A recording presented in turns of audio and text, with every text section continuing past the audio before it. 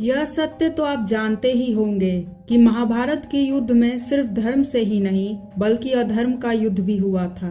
यहाँ पर कुछ योद्धाओं के साथ छल किया गया और छल से उनका वध किया गया। आज की इस खास वीडियो में हम आपको यही बताएंगे कि आखिर कौन कौन से खास योद्धा का वध छल से किया गया था। कौरवों और पांडवों ने मिलकर महाभारत के लिए जो युद्ध के नियम बनाए थे, जिनका दोनों ही पक्षों को पालन करना था, लेकिन युद्ध शुरू होने के कुछ दिनों तक तो नियम का पालन किया गया, लेकिन बाद में इन नियमों को कई बार तोड़ा गया और छल का सहारा लेकर योद्धाओं को मारा गया। युद्ध में कब किसने छल से योद्धाओं का वध किया, आज हम यही बात करेंगे। सबसे पहले है पितामह भीष्म। शिखंडी को आगे कर भीष्म को पराजित करना। युद्ध शुरू होने पर कौरवों की ओर से भीष्म पितामह को सेनापति बनाया गया। भीष्म ने पांडवों के सेना में हाहाकार मचा दिया।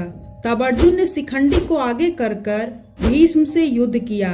भीष्म जानते थे कि शिखंडी का जन्म स्त्री रूप में हुआ था और पिछले जन्म में वह एक स्त्री थी। भीष्म ने स्त्री पर वार न करने की प्रतिज्ञा ली थी, इसलिए वो अर्जुन पर वार नहीं कर पाए और अर्जुन ने भीष्म को पराजित कर दिया। दूसरा है अभिमन्यु। युद्ध शुरू होने से पहले ये नियम बनाया गया था कि एक योद्धा से एक ही योद्धा युद्ध करेगा, दूसरा कोई अन्य योद्धा बीच में नहीं आएगा। लेकिन कौरवों ने इस नियम को तोड़ दिया। जब अभिमन्यु अकेला चक्रव्यूह में फंस गया तो कर्ण, दुर्योधन, दुशासन, शकुनी और अन्य योद्धाओं ने मिलकर अभिमन्यु का वध कर दिया। इसके बाद ही युद्ध के नियमों का टूटना शुरू हुआ था। तीसरा है जब सात्विक ने भूरिश्रवा का वध किया था। भूरिश्रवा बहुत ही पराक्रमी योद्धा था। युद्ध में उसने कौरवों का साथ दिया।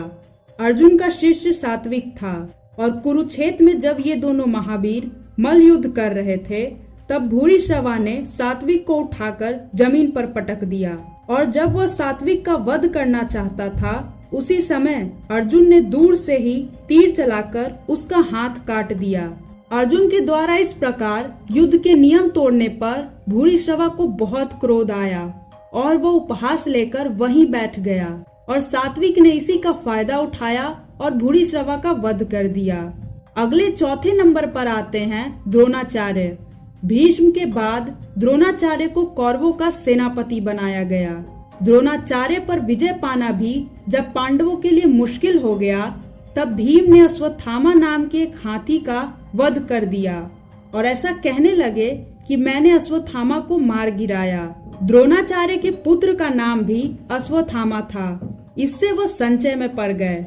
जब उन्होंने इसके बारे में युधिष्ठिर से पूछा तो उन्होंने भी इसे सत्य ही बताया। पुत्र मोह के कारण द्रोणाचार्य ने अपने हथियार रख दिए और ध्यान की स्थिति में बैठ गए। इसी का फायदा उठाते हुए धृष्टद्युम्न ने उनका वध कर दिया। पांचवें नंबर पर है अर्जुन द्वारा कर्ण का वध। महाभारत युद्ध का एक नियम यह भी था, असावधान व्यक्ति पर कोई भी वार नहीं करेगा।